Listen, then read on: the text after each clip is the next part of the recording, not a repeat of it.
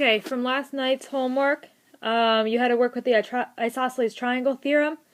We know on problem number 1 that both these sides are 10, which means both the angles are the same. So if the angle on the left is 55, the angle on the right is 55. That still hasn't solved for our x value. In order to solve for x, we need to use the fact that a triangle adds up to 180 degrees. So 55 plus 55 plus x equals 180. When you solve that equation, you're going to get that x is equal to 70 degrees. For the second problem, you can see they've already marked two sides equal, so the angles opposite of those sides also have to be equal. So if the bottom one there is x, the top one is x. Again, we're going to have to use the fact that they add up to 180. So x plus 90 equals 180. And when you solve for x, you get that x is 45.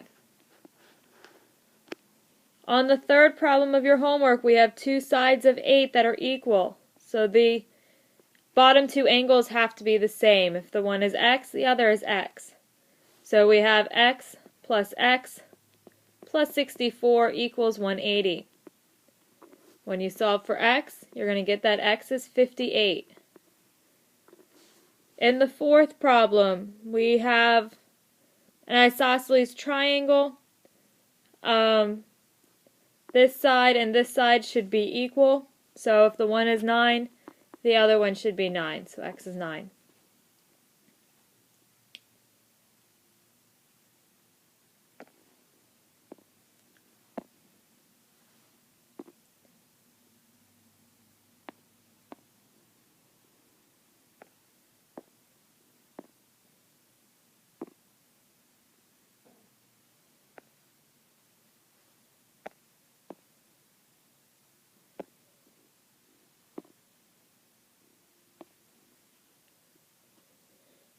Problems 5, 6, and 7 all have to do with this triangle. It tells us that XPW is an isosceles triangle with XP being equal to WP, and they ask us to name two congruent angles. Well, the angles would be angle X is equal to angle W. Okay, because they are opposite of each other in this larger triangle.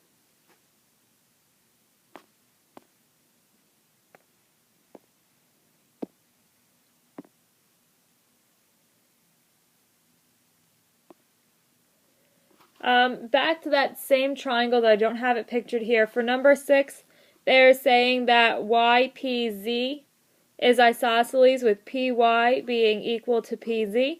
Opposite of PY is angle Z, and opposite of side PZ is angle Y. So that tells us that angle Y has to be equal to angle Z. In problem number 7, it tells us that XPW has to be a right triangle with the right angle of XPW, and they want us to tell them the measure of angle X. Well, if the vertex angle, which is what XPW is 90 degrees, that leaves another 90 degrees for the two base angles. Split that up evenly, tells us that X is 45 degrees. In problem 8, 9, and 10, we're using this kind of diamond-looking figure. Given that angle 1 is equal to angle 2, that would tell us that, here we go, side BE is equal to side EC.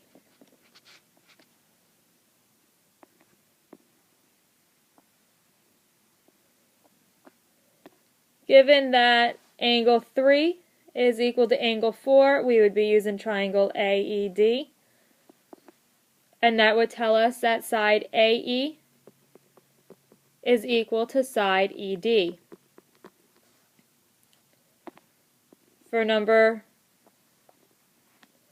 10, given that 5 is equal to 6, we're using triangle EFG. And we know that EF is equal to EG.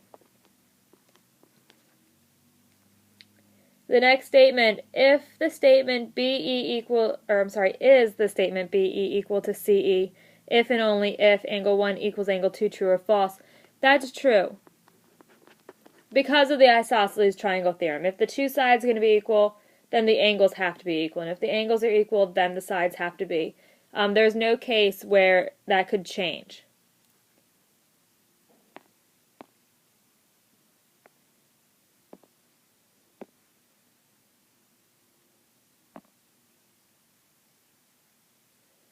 Now the next two problems that you had to do were proofs, and I was just kind of hoping that you would give them a shot.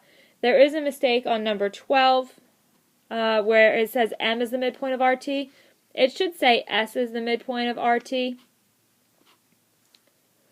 But how you would do that is this first step would be to start with that first given, S is the midpoint of RT.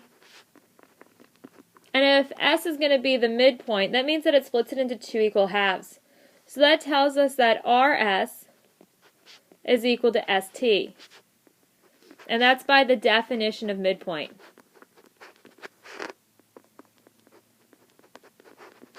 Now our third step will be to use that third given, angle 1 is equal to angle, I'm sorry, the second given, angle 1 is equal to angle 2.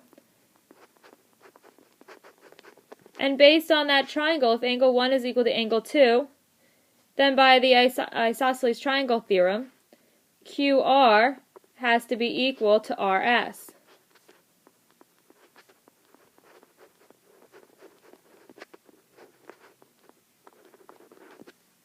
Now we know that RS is equal to ST and QR is equal to RS. So they match up. This one ends with RS. This one starts with RS. So I can link those two together and create that QR is equal to ST by the transitive property.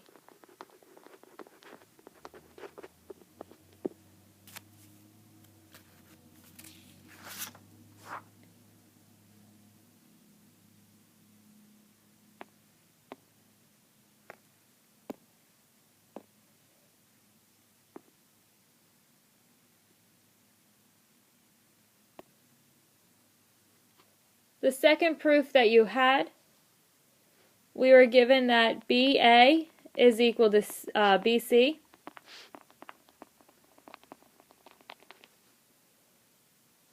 So if BA is equal to BC by the isosceles triangle theorem, we know angle 1 has to equal angle 2.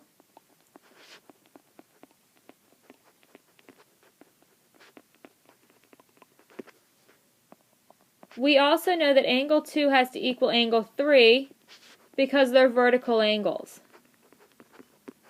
They're right across from each other in that like X pattern. So if angle 1 equals angle 2 and angle 2 equals angle 3, they link up with those 2's. So we know that angle 1 equals angle 3 by the transitive property.